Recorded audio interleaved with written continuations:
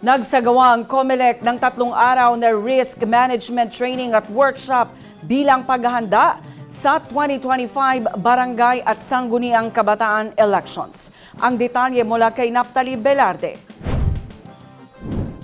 Bilang bahagi ng paghahanda para sa 2025 Barangay at Sangguniang Kabataan Elections o BSKE, matagumpay na isinagawa ng Commission on Elections sa pamamagitan ng BSKE Project Management Office ang 3 araw na Risk Management Capacity Training and Workshop. Ang training at workshop ay dinaluhan ng mga kinatawan mula sa iba't ibang departamento at working committees ng COMELEC. Layunin ng aktibidad na palakasin ang kakayahan ng mga kawani na tukuyin, suriin at tugunan ang mga posibleng panganib na maaaring makakaapekto sa darating na halalan. Pinangunahan ni Commissioner Ray Bulay, ang Commissioner in charge ng 2025 BSKE, ang pagbubukas ng workshop.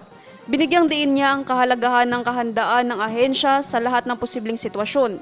Samantala, ipinahayag din ni Chairman George Erwin Garcia ang kahalagahan ng komprehensibong pagpaplano kabilang ng preparasyon ng mga balota at iba pang mahalagang kagamitan para sa halalan.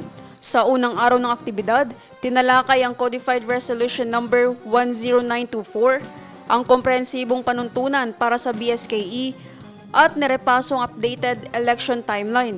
Ang sumunod na 2 araw ay kinapalooban ng mga interactive sessions, group discussions at scenario planning exercises na tumutok sa iba't ibang electoral risks tulad ng logistical issues, security threats, disinformation, natural disasters at iba pang posibleng hadlang sa halalan. Nanguna sa mga talakayan ang mga eksperto mula sa Department of Science and Technology at Nutrition Research Institute na nagbigay ng gabay sa risk assessment at preventive strategies.